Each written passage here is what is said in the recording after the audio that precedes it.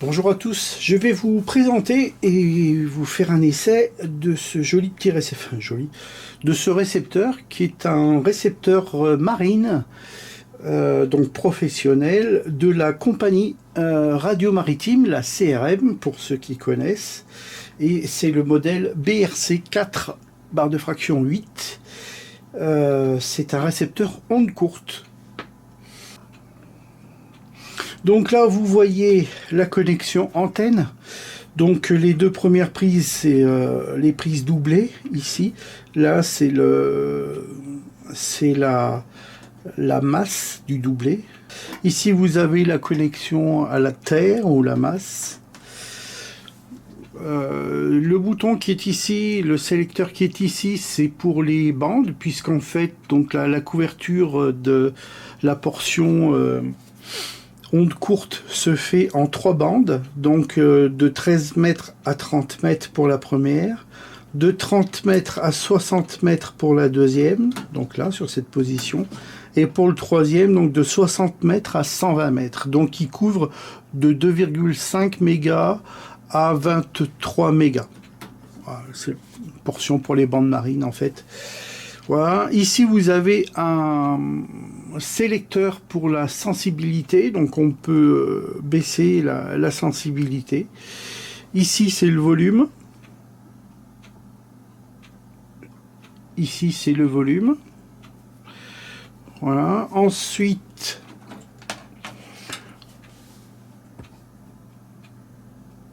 ici à côté, vous avez deux prises jack.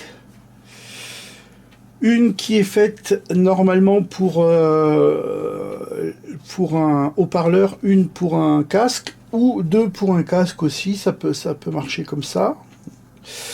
Marche arrêt, sur celui-là, marche arrêt, et le BFO. Donc il avait deux modes, hein, c'était la modulation d'amplitude et la graphie, la télégraphie. Donc à l'époque, c'était comme ça que cet appareil fonctionnait. Enfin, les bandes marines, c'était en modulation d'amplitude ou en télégraphie. Généralement, la plupart du temps, même, c'était en télégraphie. La SSB n'était pas encore utilisée. Voilà. Donc au niveau des lampes, je vous en parlerai après. Donc l'alimentation, c'est une alimentation haute tension. Il y a deux tensions, 6 volts et 120 volts, qui sont faits par ce montage qui est ici. Voilà.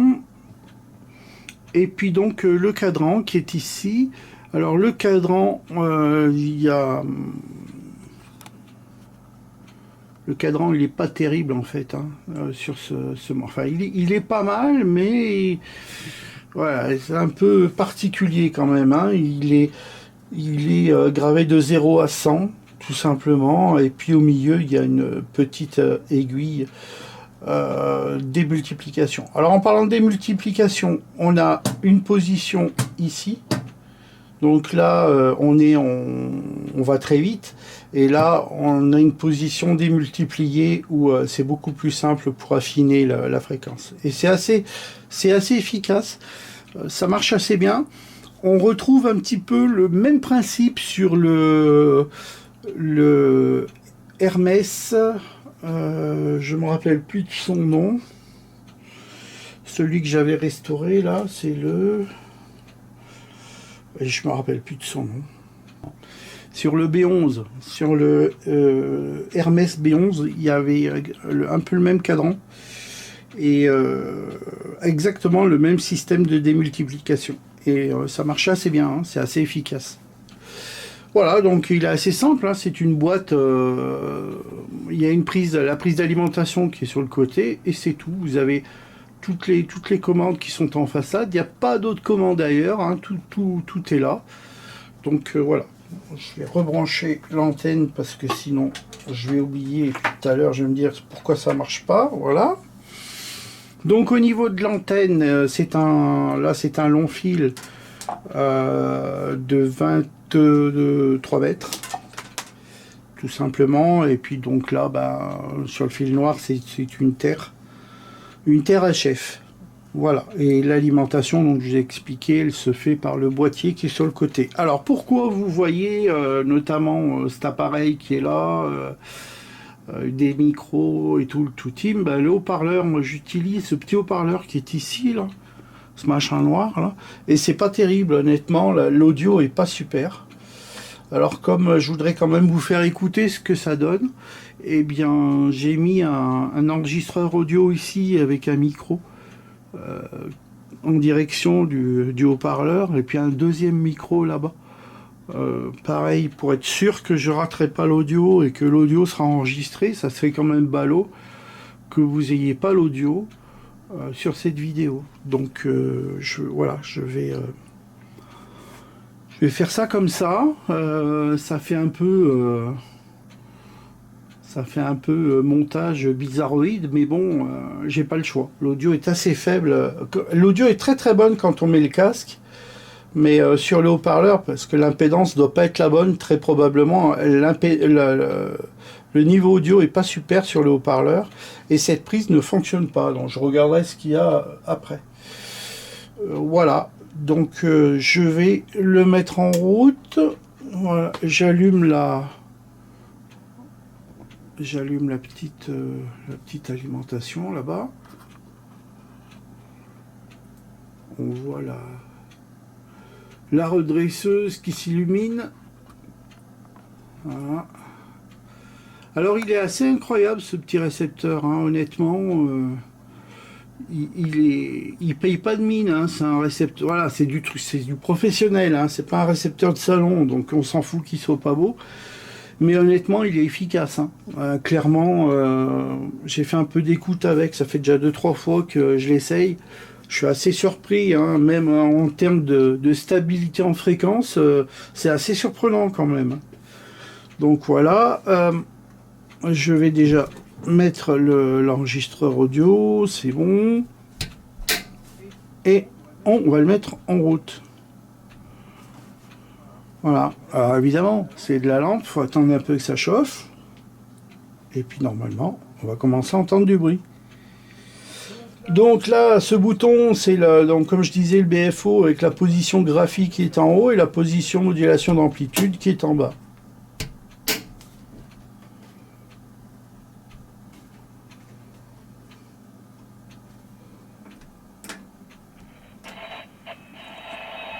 Voilà.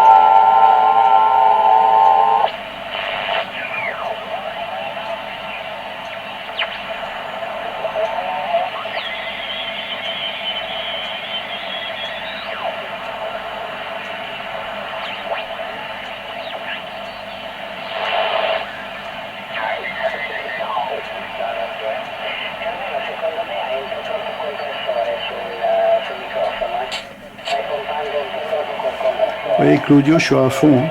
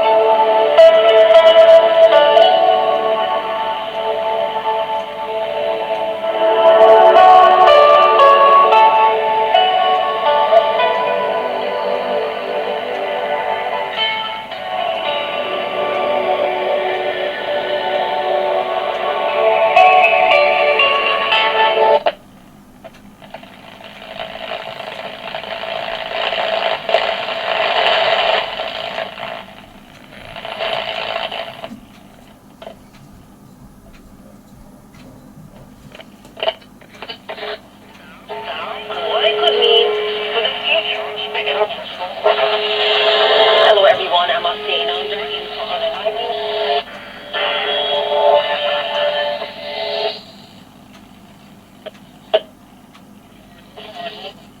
Beijing for the fifth foreign ministerial level comprehensive strategic dialogue between China and Brazil on trade, taking on strategic and global significance. An expanding partnership is shaping cooperation across the developing world and even extending beyond our planet.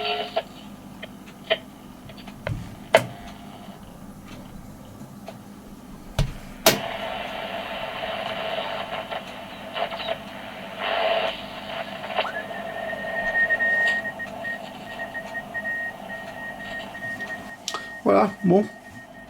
Vous avez vu un peu ce que ça donne au niveau réception. Il est pas mal du tout, honnêtement. Ça a l'air d'être un bon récepteur. Assez sensible, assez... Bon, après c'est du pro, hein, évidemment, mais voilà, c'est toujours incroyablement bon, finalement, ces récepteurs à lampe. Moi, c'est quelque chose, en tout cas, que j'apprécie vraiment. Parce que j'adore passer du temps à écouter ces vieux machins. Par contre, encore une fois, au niveau du cadran, il n'est pas du tout pratique pour arriver à déterminer. Alors bon, moi ça va que sur les bandes ondes courtes, j'ai des points de repère, donc quand j'y tombe dessus, je sais à peu près où je me trouve. Et après, en fonction de ça, j'essaye de trouver à peu près la bande que je veux écouter. Là, on est sur les 40 mètres. Ah, c'est pas évident, hein. Qu'est-ce que j'ai fait pour trouver le repère? La bande va du 30 mètres au 60 mètres, 40 mètres étant exactement au milieu. On a de 0 à 100. Bon, ben 50, voilà. 50. On est à peu près sur la bande des 40 mètres et effectivement, c'est à peu près ça. Mais bon, ça reste aléatoire. C'est pas, faut reconnaître que c'est pas évident. L'affichage est pas terrible. Mais enfin, bon, il y a un bon récepteur. C'est un bon récepteur de trafic qui est sensible et sélectif. Donc finalement, c'est pas trop mal. Hein. Voilà pour ce qui est de ce récepteur. Alors j'ai pas trouvé de documentation sur internet. On a nous un petit peu de doc, mais sans plus. C'est pas évident, mais bon voilà, on fera avec ce qu'on a de toute façon. En tout cas, c'est un petit machin là un petit gros récepteur qui fonctionne admirablement bien. Après voilà, au niveau esthétique, ils ont pas cherché à faire quelque chose de sensationnel. C'était pas le but. Le but était d'avoir un récepteur qui soit fonctionnel et c'est tout à fait le cas. Et il me fait vraiment penser au B11. Je sais pas pourquoi, mais il me fait vraiment penser au B11. Ils sont de la même génération à peu près, de toute façon. Mais ouais, dans l'utilisation, le rendement qu'il a, il me fait vraiment penser au B11. Bon, enfin voilà. Je vais essayer de vous montrer un petit peu l'intérieur rapidement parce que bon, c'est pas, il n'y a pas grand chose à voir hein, finalement, mais je vais essayer de vous montrer ça quand même. Le temps de tout débrancher, éteindre le récepteur, enlever les micros, tout ça, parce qu'en fait pour ouvrir le récepteur, il faut dévisser les deux vis là. Ah, oh la vache! Qui c'est qui a serré ça? Il suffit de dévisser les deux vis qui sont là, tout bêtement, et de le tirer. Il vient, et en fait le boîtier reste là-bas et on a accès à tout. Un peu comme le B11, encore une fois. Voilà. Pourtant c'est pas la même marque, hein. Le Hermès B11 a été fabriqué à Annecy, alors que ça, c'est pas du tout fait dans ce secteur-là, puisque c'est des récepteurs, je le répète, marines, donc exclusivement pour le trafic maritime. Allez, je coupe tout, je déséquipe, et puis je vous reprends après, je vais vous montrer l'intérieur, et justement on va parler des lampes après. Bien, alors voilà l'intérieur du récepteur. Il n'est pas tellement sale. Vous voyez tous les tubes. Je vais en profiter pour les noter. Bon, récepteur assez classique, hein. Vous voyez les tubes, c'est pas des tubes, c'est des tubes tout à fait standards.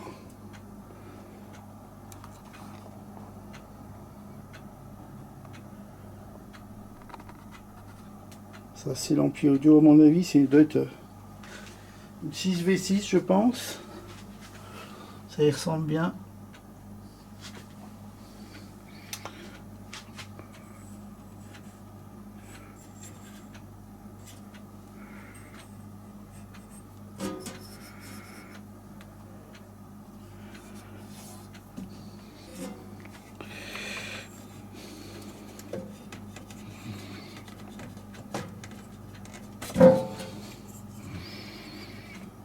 Avec des lampes estampillées CRM. Ah oui, c'est vrai qu'il ne voit pas.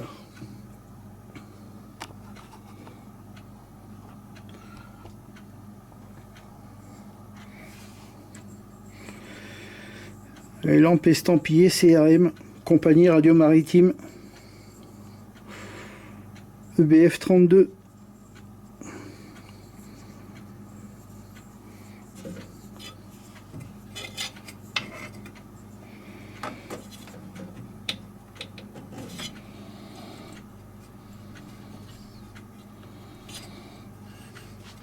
Là. Donc celle-là, on a dit que c'était une F37A. F37A. Celle-là.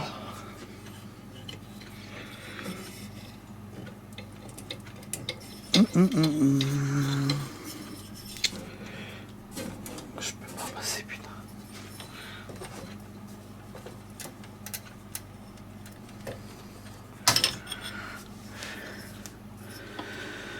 Six cassettes.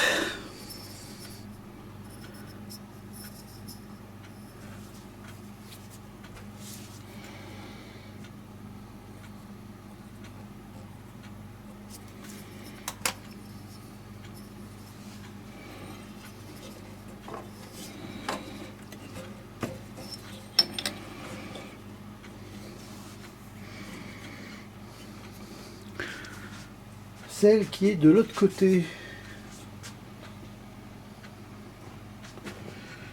Est-ce qu'éventuellement j'arrive à la voir comme ça? Une 6 cassette également. Ça paraît logique. La piote là, qui est au bout. C'est marrant, les lampes estampillées CRM, c'est excellent.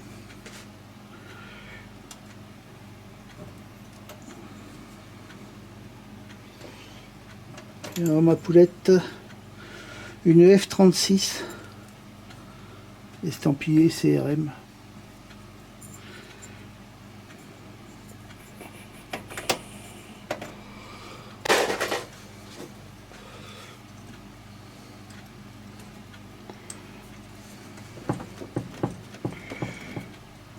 Hey, mais merde, toujours estampillé CRM. Ça se voit à la caméra ou... J'espère que ça se voit.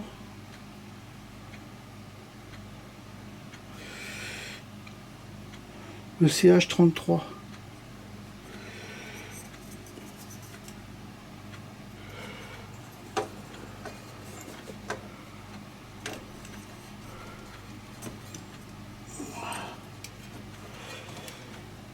Et la petite dernière là.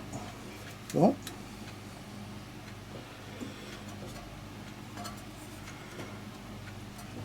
AMMR. Voilà. R219.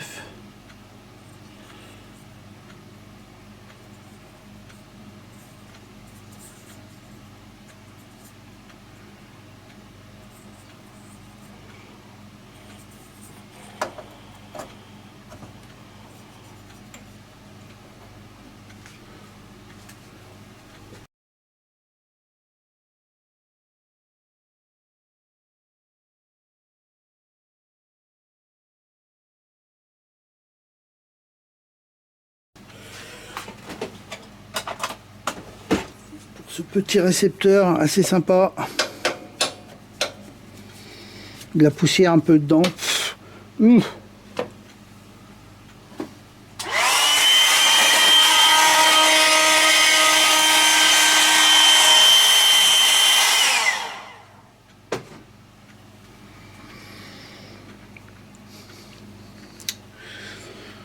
Bon gros CV au milieu.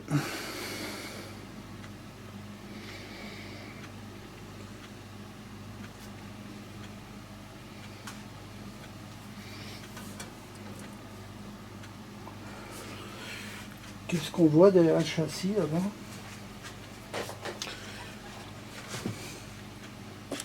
Ah non, c'est rien.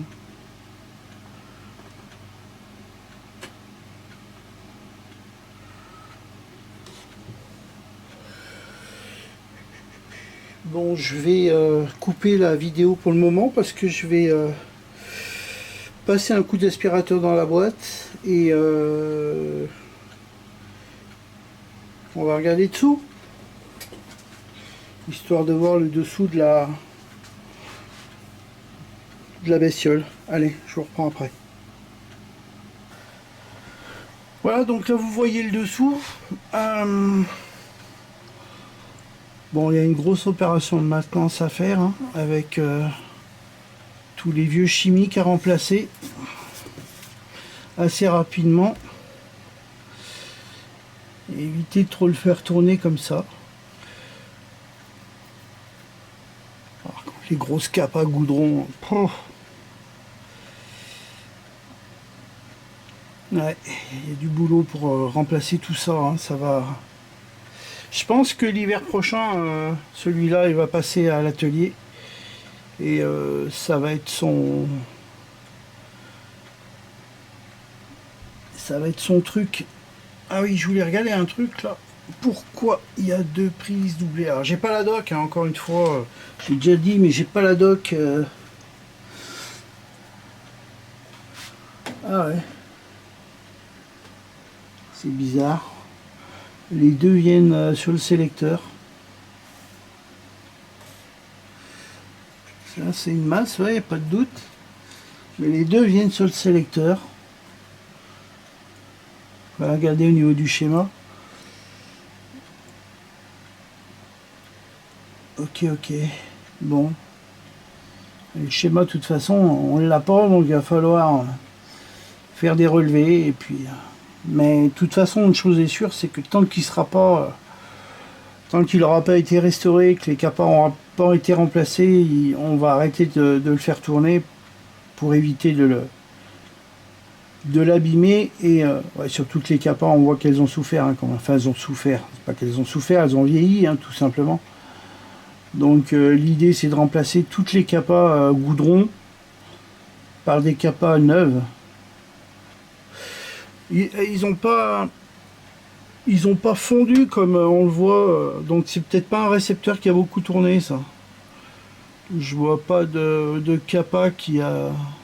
Non, aucune. Hein. Donc à mon avis c'est un récepteur qui a peut-être pas beaucoup tourné ça. Ah, celle-là, elle est fondue. C'est lequel là, l'infandard.